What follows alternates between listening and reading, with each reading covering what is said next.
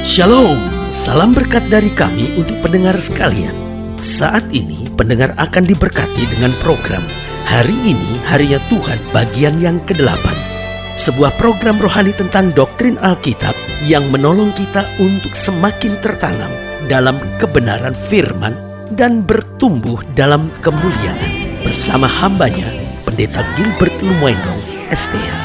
Banyak orang merasa doktrin Alkitab sebagai sesuatu yang membingungkan. Tetapi tahukah saudara bahwa doktrin Alkitab intinya adalah memahami Alkitab dengan benar, dengan pemahaman yang sistematis, sehingga kita terus dapat tertanam di dalam kebenaran firman, sehingga kita terus bertumbuh di dalam kemuliaan Allah. Buka hati saudara sekalian untuk menerima berkat-berkat firman-Nya hari ini. Pemberontakan menuntun pada kehancuran, sementara ketaatan menuntun pada kemuliaan. Karena itu di akhir zaman ini Tuhan mencari orang-orang yang bukan sekedar mencintai Tuhan, bukan sekedar mengenal Tuhan, tetapi orang-orang yang mau berjalan dalam ketaatan kepada Tuhan. Karena ada banyak orang cinta Tuhan tetapi tidak taat. Ada banyak orang mengenal Tuhan tapi tidak taat. Karena itu Alkitab berkata pada hari terakhir akan datang banyak orang berkata, Tuhan, aku sudah bernubuat demi namamu, aku sudah usir setan demi namamu. Alkitab bilang apa? Pada waktu itu aku akan berterus terang kepada mereka, aku tidak pernah kenal kamu.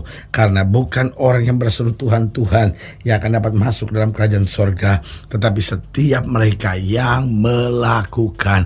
Artinya setiap mereka yang taat. Tuhan mencari orang-orang yang taat. Yang pertama, meskipun tawaran dunia menggiurkan. Kita lihat situasi dunia hari-hari ini. Tawaran-tawaran dunia kelihatannya indah, tawaran-tawaran dunia kelihatannya menggiurkan. Tetapi jangan salah, tawaran-tawaran dunia yang indah dan menggiurkan kemudian menjerumuskan dan menghancurkan kita. Tetapi barang siapa yang mau mengikut Kristus, kata Alkitab, ia harus menyangkal diri dan pikul salib. Tapi kalau kita berani menyangkal diri dan pikul salib, kita meraih hari depan yang penuh dengan kemuliaan. Haleluya. Jadi Tuhan mencari orang-orang yang taat meskipun tawaran-tawaran dunia menggiurkan. Yang kedua, Tuhan mencari orang-orang yang taat meskipun tantangan datang bertubi-tubi. Oh saudara, kalau kita mau iring Tuhan dengan sungguh-sungguh, kalau kita mau hidup dalam kesucian, kalau kita mau berjalan dalam kebenaran, saya mau beritahu jalannya tidak mudah. Ada saja tantangan demi tantangan. Karena Alkitab berkata lawanmu si iblis sama seperti singa yang berkeliling dan mencari orang yang dapat ditelannya. Berarti iblis ingin sekali ngancurin saudara. Iblis ingin sekali memisahkan saudara dari kasih Tuhan. Karena itu apa yang terjadi? Dia kirim tantangan demi tantangan bertubi-tubi. Tetapi selama kita hidup dalam ketaatan, kita aman dalam perlindungan Tuhan. Haleluya. Dan yang ketiga, saya pelajari Tuhan mencari orang-orang yang taat meskipun situasi hidup tidak mendukung. Saudara yang kasih dalam Tuhan, kadang-kala kita pikir saya mau berjalan ketaatan, tetapi mama dan papa saya bercerai. Saya mau hidup dalam ketaatan, tetapi kondisi keuangan saya tidak baik. Saya mau hidup dalam ketaatan, tetapi kenapa persoalan saya banyak? Situasi hidup kelihatannya tidak mendukung. Bahkan kita nggak punya orang-orang di sekitar kita yang bisa mendorong kita untuk hidup dalam ketaatan. Akhirnya kita berkata, lu bagaimana saya bisa taat, pendeta? Suami saya itu bukan mendukung saya, malah suami saya itu kritik saya saja kalau saya mau pelayanan atau melakukan hal-hal untuk hal-hal yang rohani. Saudaraku yang kasih dalam Tuhan, pertanyaannya, ketika situasi tidak mendukung, masihkah kita mau taat? Jangan taat hanya karena situasinya memang mengizinkan, situasinya memang mendukung. Ketaatan tidak memandang situasi. Apapun yang terjadi, sekali Yesus tetap Yesus. Sekali melakukan firman, tetap melakukan firman. Sekali siap setia, bertahan sampai pada akhirnya. Haleluya. Dan yang keempat, saya pelajari Tuhan mencari orang-orang yang taat meskipun harganya mahal. Saudaraku, ketaatan tidak murah. Alkitab bilang barang siapa yang rela kehilangan nyawanya justru akan mendapatkannya. Artinya dalam ketaatan nyawa adalah taruhannya. Adakah kita mau setia dan taat sampai mati? Karena kalau kita mau taat setia sampai mati, orang yang rela kehilangan nyawanya justru akan mendapatkannya. Haleluya. Selamat datang dalam program kita hari ini, harinya Tuhan. Sebuah program rohani yang kembali mengingatkan kepada kita betapa pentingnya kita menjadikan firman Tuhan sebagai dasar keseharian hidup kita. Karena selama kita jadikan firman Tuhan sebagai dasar keseharian hidup kita, langkah-langkah ke depan kita penuh dengan kepastian, kemenangan, berkat, mujizat, dan perkara-perkara besar. Haleluya.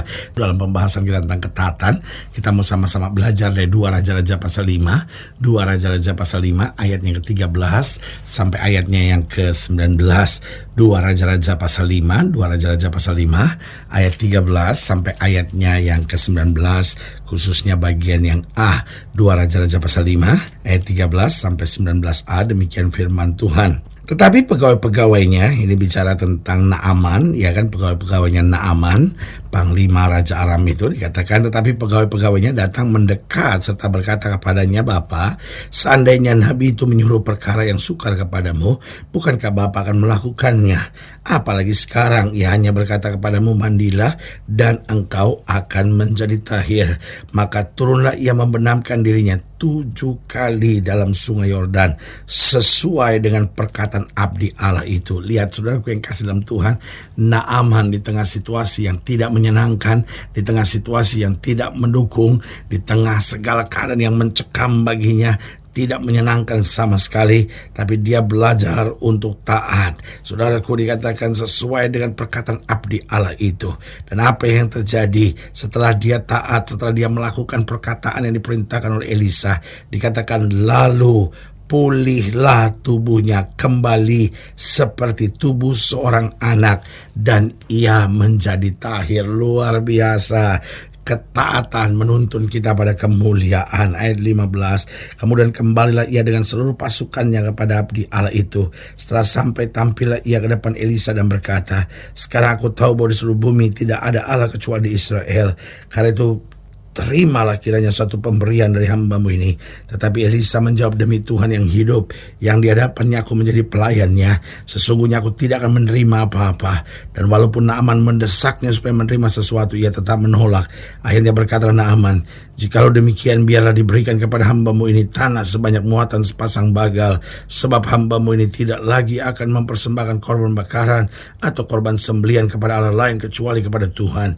Dan kiranya Tuhan mengampuni hambamu ini dalam perkara yang berikut, apabila Tuanku masuk ke kuil Rimon untuk sujud menyembah di sana, dan aku menjadi pengapitnya, sehingga aku harus ikut sujud menyembah dalam kuil Rimon itu, kiranya Tuhan mengampuni hambamu ini dalam hal itu. Maka berkatalah Elisa kepadanya, pergilah dengan selamat. Saudaraku yang kasih dalam Tuhan, luar biasa dalam ketaatannya. Akhirnya Naaman berkata, aku tidak akan menyembah Allah lain kecuali Allah Tuhanmu itu. Saudaraku yang kekasih dalam Tuhan, ini yang saya sebut ketaatan. Ketaatan menuntun pada mujizat, ketaatan menuntun pada hal-hal yang dahsyat.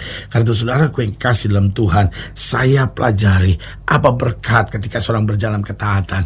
Harus jujur saya katakan, taat itu tidak mudah. Taat itu memang berat. Taat itu membutuhkan keberanian untuk memikul salib. Taat itu membutuhkan keberanian untuk meninggalkan segala sesuatu demi kasih kita, cinta kita, iman kita kepada Kristus. Tetapi dengar baik, ketika kita berjalan ketaatan yang pertama, mujizat terjadi dengan dahsyat dalam hidup kita. Saudaraku yang kasih dalam Tuhan, dia seorang panglima tetapi sakit kusta. Pasti dokter-dokter dan tabib-tabib yang terbaik di seluruh Aram, bahkan di sekitar Aram yang diketahui, pasti sudah didatangi oleh Naaman ini. Tetapi keadaannya tidak semakin baik. Saudaraku yang kasih dalam Tuhan, di tengah seperti itu, bisa saja dia putus asa dan berkata, sudah tidak ada lagi pertolongan, kesembuhan dan mujizat. Tetapi apa yang terjadi ketika diperkenalkan tentang seorang nabi yang mengandalkan Tuhan, dia siap berjalan ketaatan, dan yang terjadi adalah mujizat yang dahsyat. Sesuatu yang buat orang pintar, orang pandai, orang-orang berpengalaman berkata tidak mungkin. Tetapi kalau Allah campur tangan di dalam ketaatan kita, maka perkara yang dahsyat akan terjadi. Jadi berkat berjalan ketaatan yang pertama, mujizat terjadi dengan dahsyat. Yang kedua, sukacita mengalir di hati. Tahukah saudara, ketika kita hidup dalam ketaatan, tidak ada lagi rasa bersalah yang menekan kita, tidak ada lagi kekecewaan, beban menekan kita. Tapi kalau kita hidup dalam ketaatan, ada damai, sejahtera, sukacita sorgawi yang mengalir di hati kita. Dan yang ketiga saya pelajari, ketika kita berjalan dalam ketaatan, kita akan menang atas setiap masalah. Saudaraku yang kekasih dalam Tuhan, orang-orang pintar bisa jatuh bangun, bisa mundur maju. Tetapi ini yang saya perlu tekankan buat setiap pendengar sekalian, orang yang berjalan dalam ketaatan akan dipimpin Tuhan dari kemenangan lepas pada kemenangan untuk masuk dalam kemuliaan yang kekal. Sehingga orang yang hidup dalam ketaatan, yang pertama, mujizat terjadi dengan dahsyat. Yang kedua, sukacita akan mengalir di hati. Yang ketiga, dia akan menang atas setiap masalah.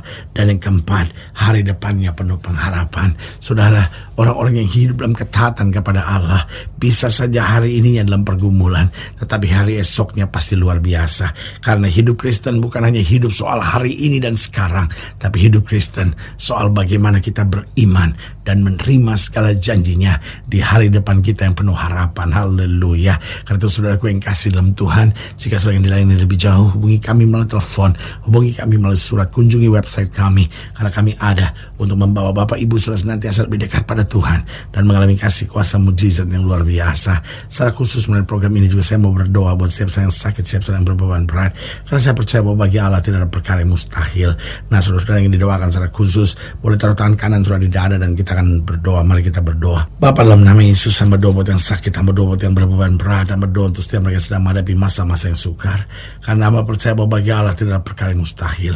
Bapa, hamba berdoa di dalam nama Yesus, Tuhan jamah, yang sakit Tuhan sembuhkan, yang lemah Tuhan kuatkan, yang susah Tuhan hiburkan, yang jatuh Tuhan angkat, sehingga hari-hari yang penuh kemenangan boleh berlaku. Bahkan secara khusus hamba berdoa buat setiap mereka yang taruh tangan kanannya di dada, karena mungkin hari-hari ini mereka tidak berjalan dalam ketaatan. Hamba berdoa di dalam nama Yesus, mampukan kami taat, sehingga kami hidup dalam kemenangan dan melihat campur tangan Allah yang luar biasa mengalir dalam kehidupan kami. Di dalam nama Yesus kami berdoa. Haleluya. Amin. Saudara yang kasih dalam Tuhan, kita sudah berdoa. Ingat, Allah tidak pernah lalai menepati janjinya. Inilah saatnya buat kita untuk bangkit bersemangat, bersukacita dalam menghadapi segala perkara. Karena kita tahu Yesus hidup, Yesus berkuasa, dan selalu menyediakan yang terbaik buat anak-anaknya. Doa saya menyertai saudara. Sampai berjumpa pada program berikut, dan jangan lupa, jadikan hari ini harinya Tuhan. Haleluya.